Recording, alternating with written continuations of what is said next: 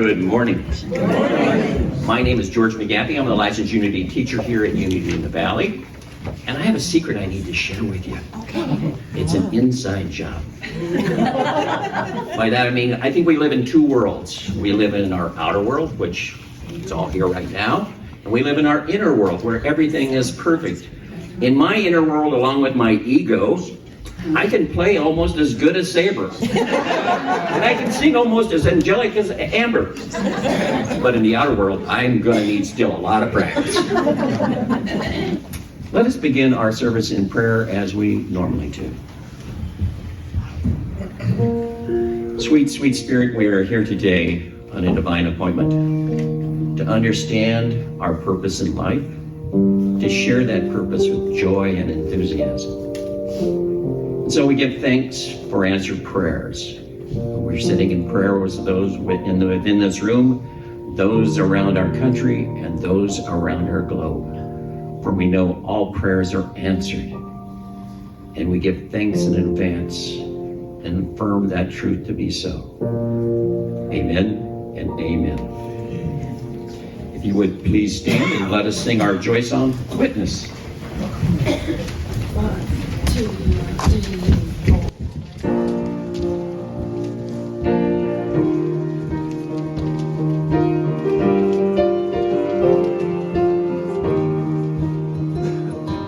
This day is a witness to my sacred purpose, to all that I am to be. This day is a witness to my sacred purpose, to all that I am to be.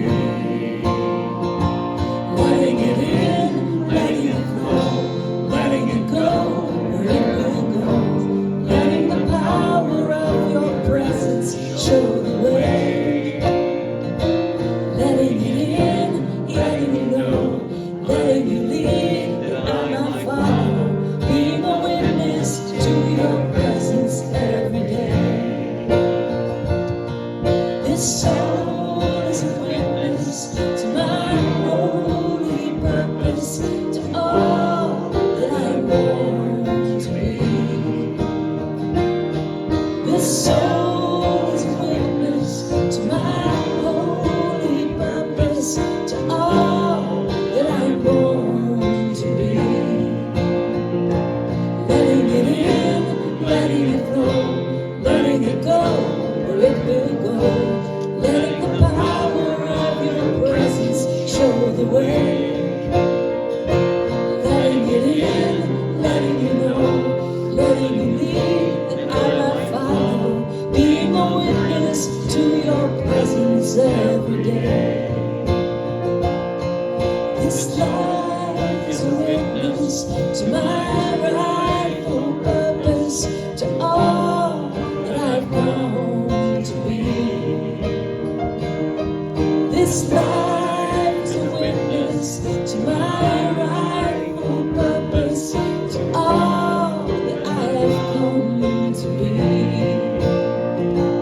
I will bear witness to your love. I will bear witness to your love. I will bear witness to your love for all my life. And I will bear witness to your love.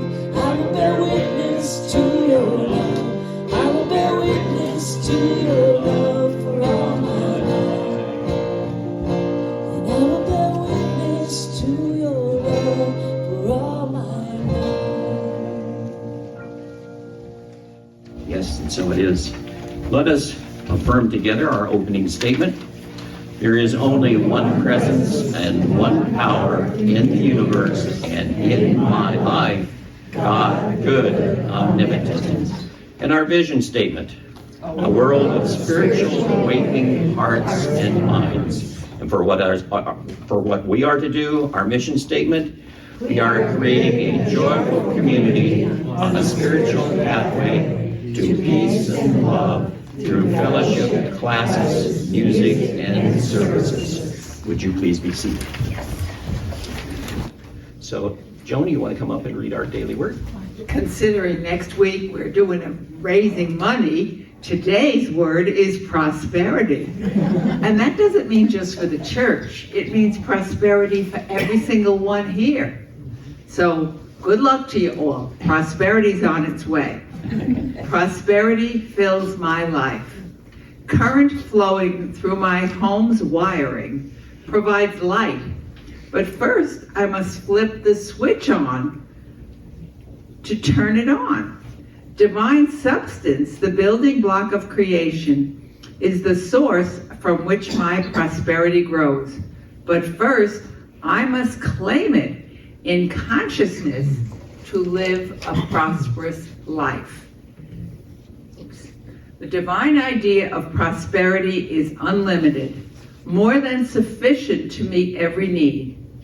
I know true prosperity when I live from the truth. Giving freely and generously keeps prosperity at the forefront of my consciousness. I know the more I give, the more of myself I place into circulation, the more I will experience. As I give of myself, I increase the flow of prosperity in my life and in the world. And he said to them, pay attention to what you hear. The measure you give will be the measure you get, and still more will be given you. Mark 4:24. Thank you, Joan. Our centering song is Surely the Present. Please remain seated.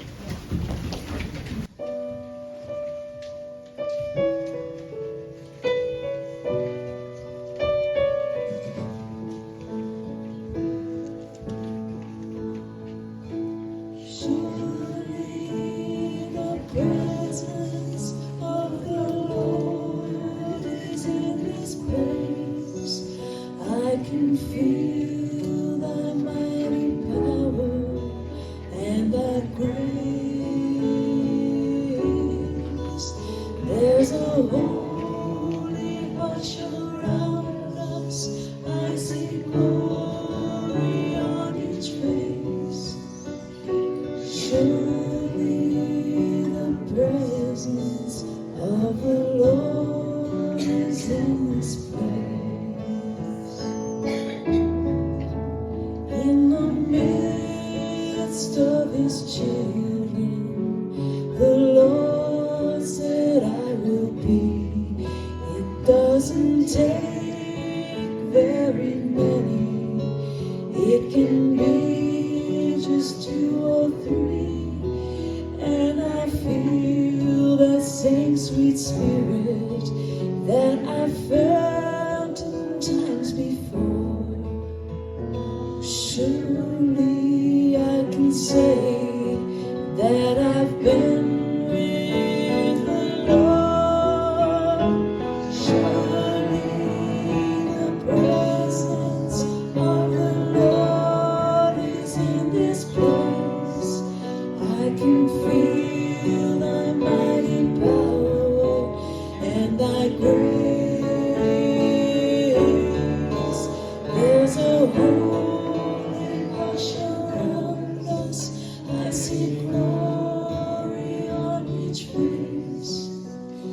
Surely the presence of the Lord is in this place.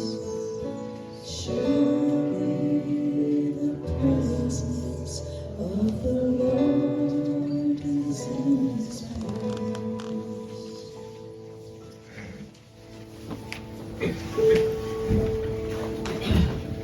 Surely the presence of the Lord is in this place. Let us take a deep breath and let it go. One more in preparation for meditation. Another deep breath and let it go. Silent the voices in your mind. Let your heart be still.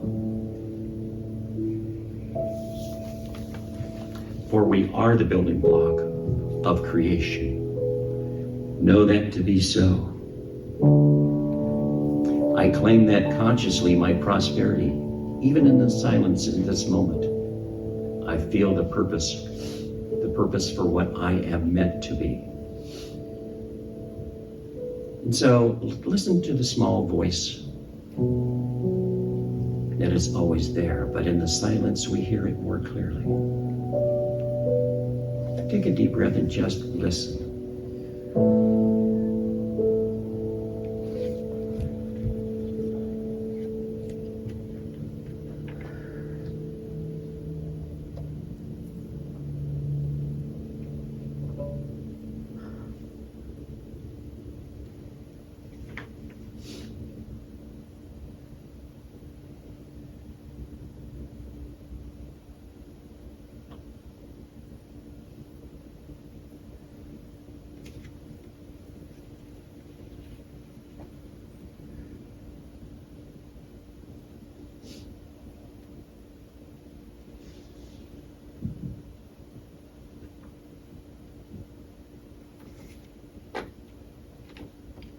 As I walk this path of life, I'm aware, just by the beating of my heart, the presence of those around me.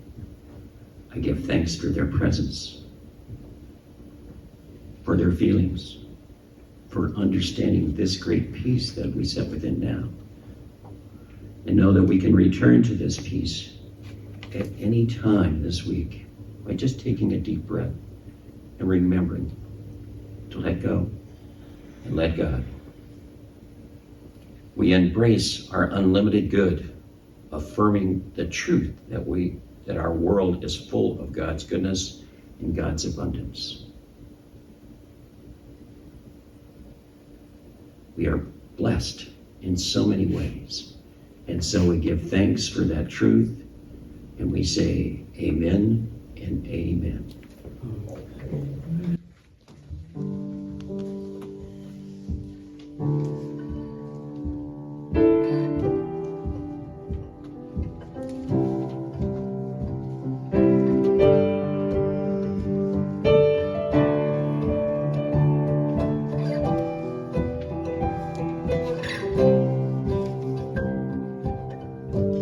Every moment is our choice of how we want to be, to stay down or rise above. We write our own story, let's take it higher, do all that we can, take it higher, beyond what we have been, take it higher, be the love we're meant to be, the love we came here to be.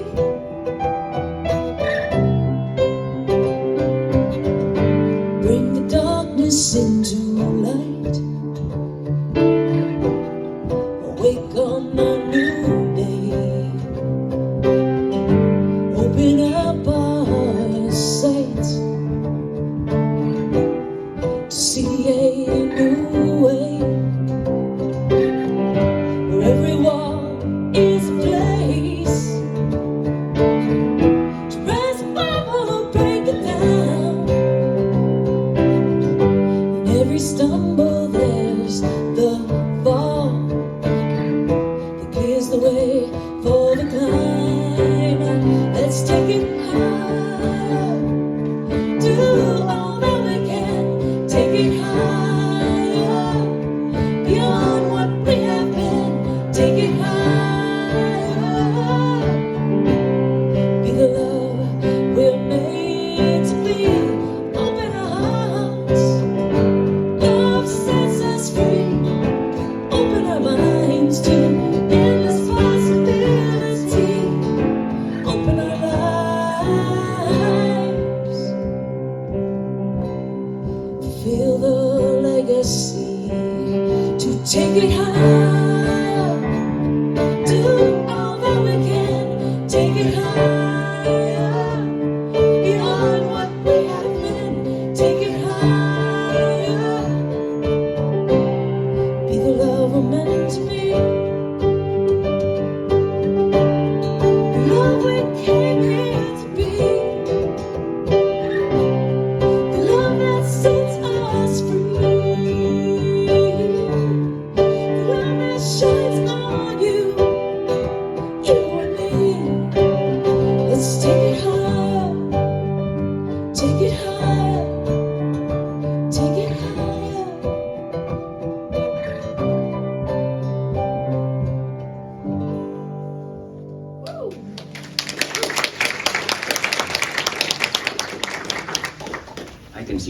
lot more practicing to do. Aren't we blessed? Thank you very much. Let's give it a round. Thank you. I don't know if you acquired your talent along the way or if you were born with that, but I think your purpose is the music that beats from your heart. So thank you both. So what is your purpose? What is your purpose in life? Have you ever thought about that? Some people come into this world already knowing what their purpose is. Like, for instance, Wayne Dyer. He has said he came into this world to help people, especially his parents, with alcoholism. And by doing so, he not only shaped their lives, but he also shaped the world. This is a quote from him: "The thoughts you think are not just happenstance. They are within you for a reason, for a purpose, for a destiny you are called to fulfill. And that is unique just to you. You realize the light of who you really are and why you are here." We are blessed by Wayne Dyer.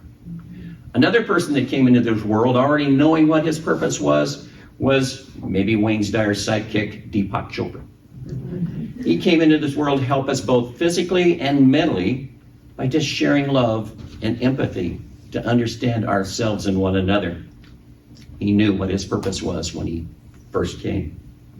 Another person, however, that acquired his along the way was David Hawkins. We've been studying his book. He had an epiphany, which allowed him to create a map and a scale of consciousness. Another person that acquired his along the way was John McCain. John said this: "I'd rather be a free man in a cage than a caged man in a free world." Now, John spent 5.5 years in a prison cage in Vietnam. And the way he got through that was he played golf. He played golf every day in his head. He used his putter, his driver, his woods, his irons, and he played a game, and he played it 68 points, levels, strikes. I haven't played golf in a while. But John, finally, when he was free, he got his golf clubs out and he went to that course. Guess what he shot? A 68. He knew every blade of grass on that field. He used the same irons, the same woods, and he had played it in his head because he now was a free man in so many ways. He also said, "No one becomes a visionary who does not first look within." And none of us can inspire another until we first learn to inspire ourselves. After John played that game, he became a U.S. Senator here in Arizona, inspiring to help others.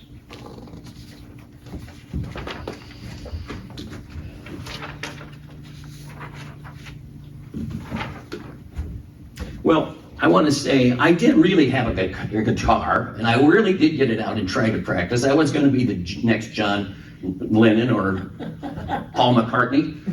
Well, I finally gave it up after it had an inch of dust on it. However, sometimes when you let things go, they find their purpose. And so I gave it to my son, who is now a professional guitar player. He plays a 9-string guitar, plus banjo and every other string instrument.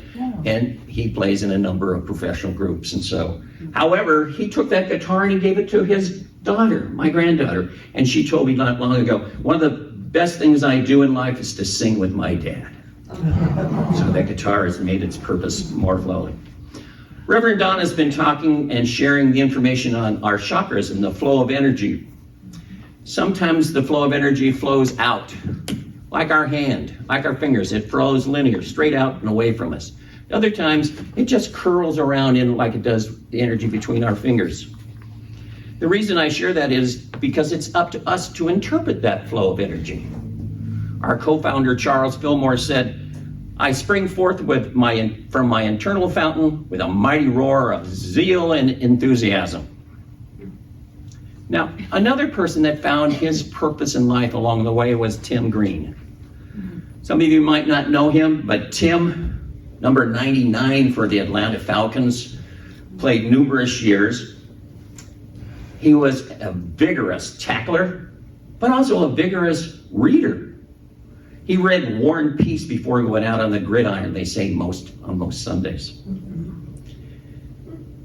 If Tim was to walk through that back door, there would be nothing but shadows. Tim was a big man. He was 6'2", 250 pounds. However, in 2017, Tim was diagnosed with ALS, Lou Gehrig's disease. Now, him and his son, who had became very close to each other after that diagnostic, they worked out every day. Troy wanted to keep his dad's muscles alert and ready. And one day, when him and his mother were sitting there talking to Tim, he said, "Dad, I want to be just like you." And silence filled the room. And their mother said, "Not only no, but no." She stamped her foot and walked out and said, "I won't have anything to do with it. All those concussions you have over the years could have brought on the ALS." Silence filled the room once again. And Tim said to Troy, "I have nothing to live for." And tears filled Troy's eyes. He said, "That's not true, Dad. You have a lot to live for. You're a great reader, but you also are a great writer." Well, Troy and the NFL got Tim technology where he could write. He had lost a lot of weight, he lost the use of his hands, and many times lost the use of his voice.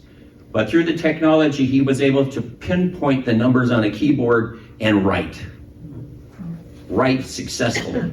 He wrote 39 books, and 6 of them are on the bestseller. He wrote not only for adults, but for kids. He interviewed many other people with ALS, with cancer, and sports, and these are in his books. His kids said of Tim, "Dad's not a quitter." He wouldn't even lose when they were playing tic-tac-toe together. But the most important thing was the story of the brave boy that spoke to his dad. And they learned the truth from one another. And they shared that love. And Tim was very proud of his son. Because he did. He became an All-American at Syracuse in lacrosse. Not football. I want to share another story about another football player. This name is Steve Gleason. Steve found his purpose along his way a couple times. Now, Gleason, like Tim, is a big man. 5'11", weighed over 250 pounds. He played for 83 games for the New Orleans Saints between 2000 and 2006. He emerged as a special team leader. Yes, he had many concussions, but his specialty was to block punts. And on September the 26th, 2006, after Katrina and the revamping of the Superdome in New Orleans, Tim wanted to do something special for the people of New Orleans who had lost so much, and also for his children, son Rivers and daughter Gray.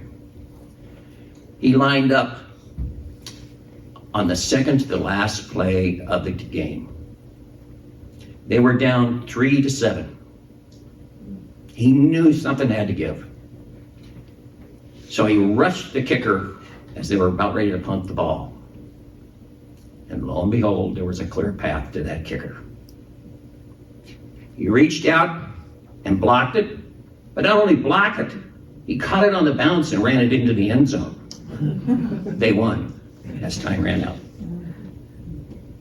It's a true story. If you want to see how true it is, go to the Superdome, and there's a bronze statue in front remembering Steve. Gleason battled ALS just like Steve did for a number of years. You can see his life of 5 years with that disease. It's been captured on video, and there's a periodic just about him on YouTube if you'd like to look it up. Steve Gleason. Steve was also awarded the Congressional Medal of Honor for his contributions to ALS. He spoke in front of Congress many times and was very much an advocate. But Steve was the first NFL player to receive the civilian honor bestowed by Congress, the Congressional Medal of Honor, for his work in advocating for ALS and Lou Gehrig's. Now, I have one last story I would like to share with you. It's about a guy you might know. Let's call him George. Long ago in a town far away in El Paso, Texas, let's start our story. And let's find George laying in the doorway of his apartment, out cold. He wakes to find his pain in his side from the metal casing on the doorframe that he's now laying in. Moaning and complaining, he gets up slowly. He sees that he has had a phone in his hand. So who was he talking to? What was that all about? Well, he laid the phone down on the counter and he got mad. Not only got mad, he got angry. How could God leave me in this forsaken city? Because you see, George had been divorced recently. His family had moved away, and there he was all by himself in El Paso. Most of the time he spent in bars. And so he was angry at God for placing him in this situation. He stomped his feet, tromped down 2 flights of stairs, and walked across the green plaza to a field. In this field was knee-high weeds, white, yellow weeds as far as you can see. And he began to get angrier and stomped and danced in this circle. And if you had a third eye, you could watch this field and this man standing there dancing in the circle, and pretty soon a cloud would begin to form and rise. And in the middle of this cloud, you will see 2 people. The cloud rose till finally George fell on the ground, tired from exhaustion from his own anger. And he lay there in this patch of green weeds. And he looked around him, and all he saw was this donut-shaped brown earth that he had been dancing in. I give up, God. I just give up. Because beyond him was still this field of weeds, the field of nothingness. So he walked back home. He took the phone that he had put on the counter and he hung it up because it was buzzing. So you can tell how old the story is. And it rang.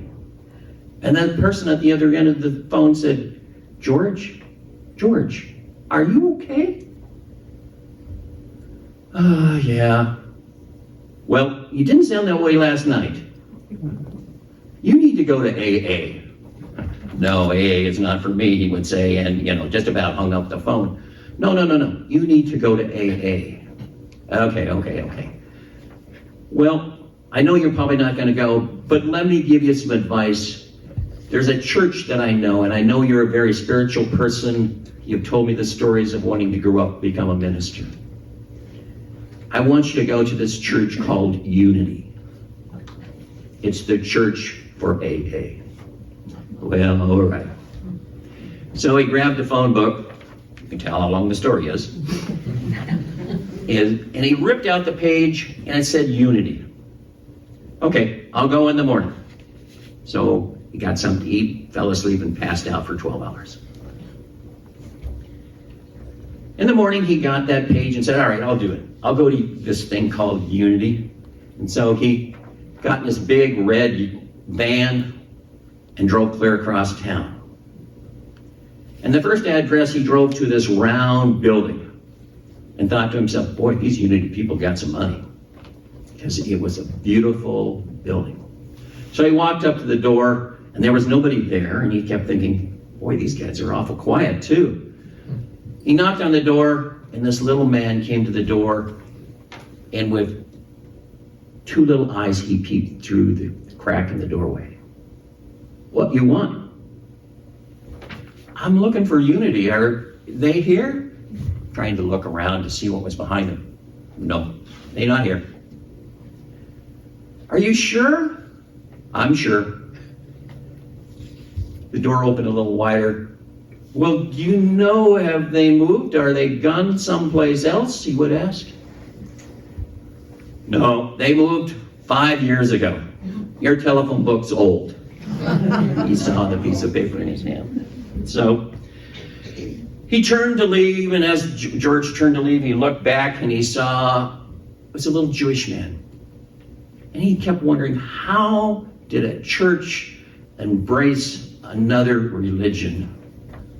How did they meet in a Jewish church, synagogue? Well, all right, none of my business. That's their stuff. So he walked back to his van, got in it, and started for home. And he thought, I'm hungry. I need something to eat. So he was driving down Main Street, and he got about halfway where he thought he should be, and the van stopped. It not only stopped in the middle of the street, it stopped running. And as I recall, there's this guy that pulls around me and did this nice wave to me. I waved back. And so I turned the engine on to start it again. And I started to drive forward, and the vehicle turned to the right. Now, this is a year-old van, and it's in good shape, and there should be nothing wrong with it.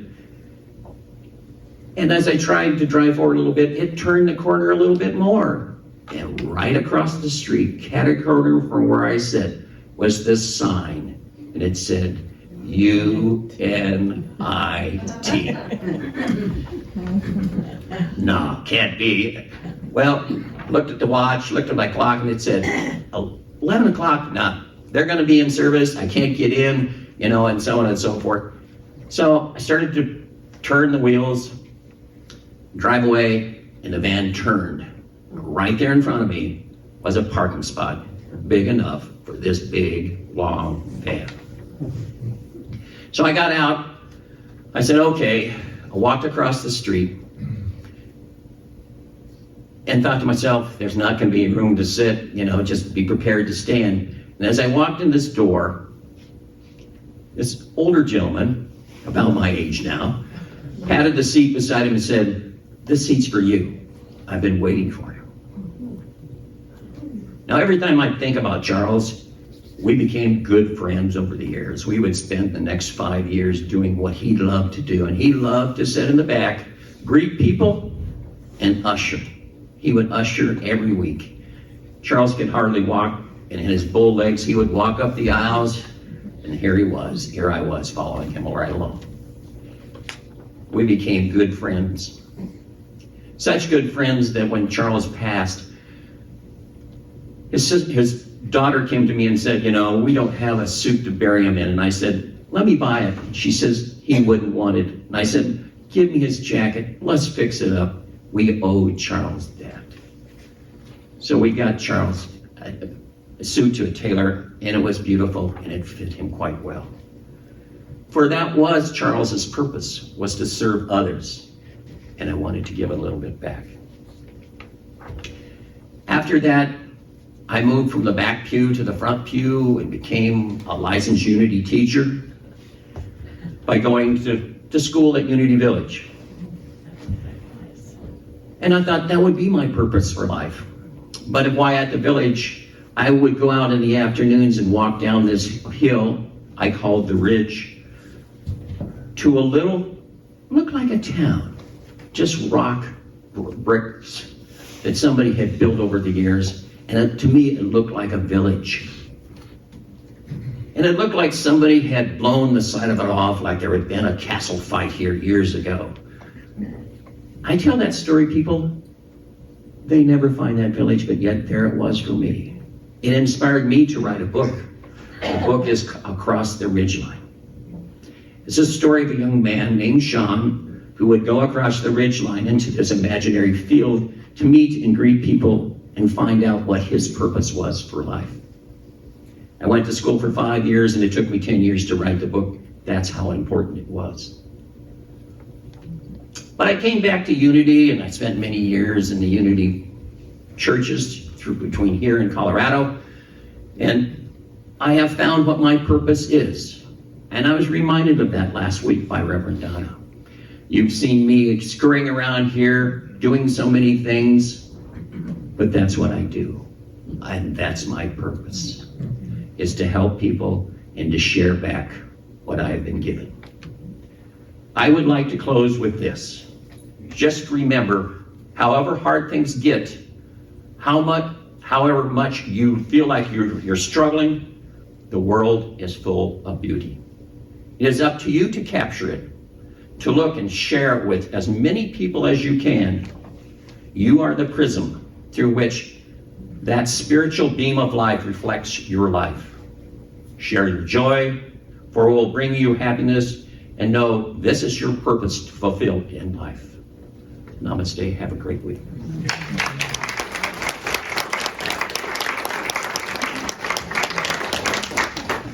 All right, join us in singing Love Is My Decision. It's in your bulletins.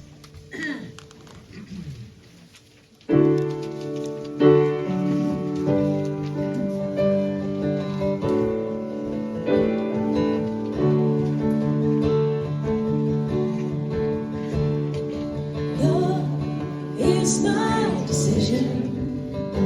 It's up to me to give up my heart. Love is my decision. No one else can tell me to stop.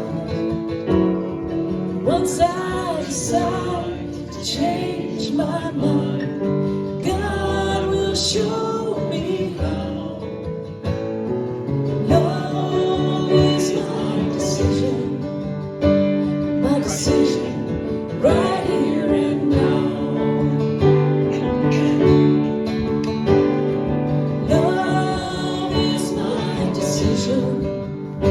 It's up to me to stand on that bridge. Love is my decision. No one else can make me forgive. But once I decide to change my mind, God will show me how. Love is my decision. Decision, right here and now. Love is my decision. It's up to me to dance down the road. Love is my decision. No one else can lighten my load. And once I decide to change my mind, God will show me how. Love is my decision, right here and now.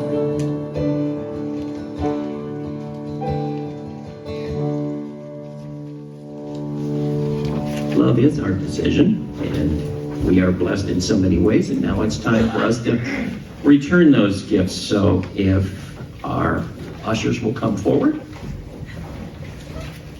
and let us affirm our blessing together. Divine love through me blesses and multiplies all that I have, all that I give, and all that I receive, and I am grateful.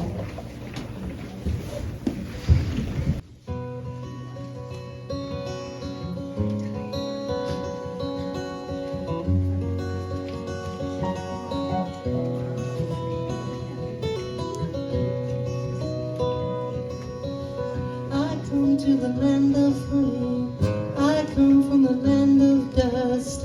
I come to make my fortune, I come for all of us. A tent down by the river to hold my family.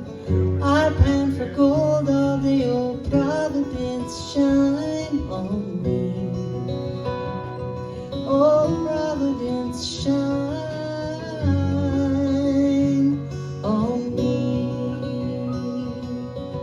I make a meager living. I have 5 mouths to feed. All day I pick the fruit from the strawberries and the apple trees. A shack with no lights or water to cover my family. I look up to the heavens, oh Providence, shine on me. Oh Providence, shine on me.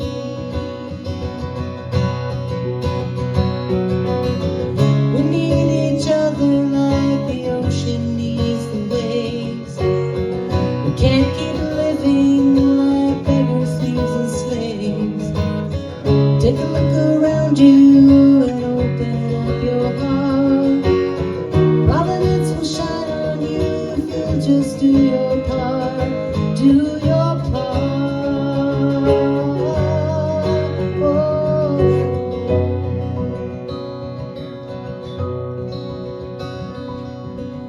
We are an immigrant nation. We are your tired and poor.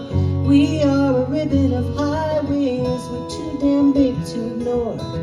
We are 300 million stories, 300 million mouths to feed. Every day we pray we are able, oh Providence, shine on me. Oh Providence, shine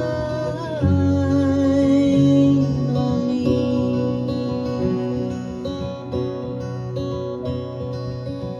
I wish we had been wiser. Our past is notorious. I hope for a bright tomorrow where love is victorious. We came to the land of honey. We came from adversity. We want to live in peace, oh Providence, shine on through me. Oh Providence, shine on through me.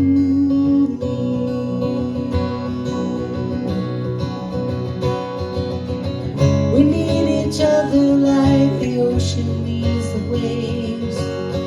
We can't keep living like beggars, thieves, and slaves. Take a look around you and open up your heart. Providence will shine on you if you will do your part. Do your part. Oh.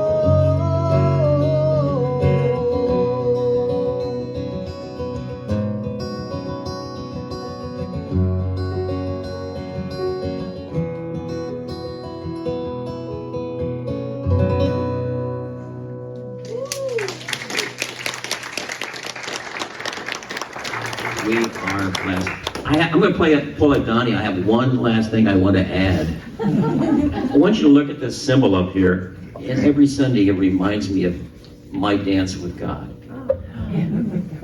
And as my awareness and as I let go with my ego, my consciousness rose in that field. And so I can see myself every Sunday. So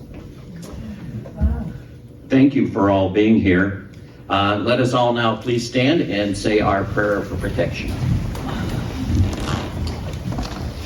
The light of God surrounds us. The love of God enfolds us. The power of God protects us. And the presence of God watches over us. For wherever we are, God is, and all is well.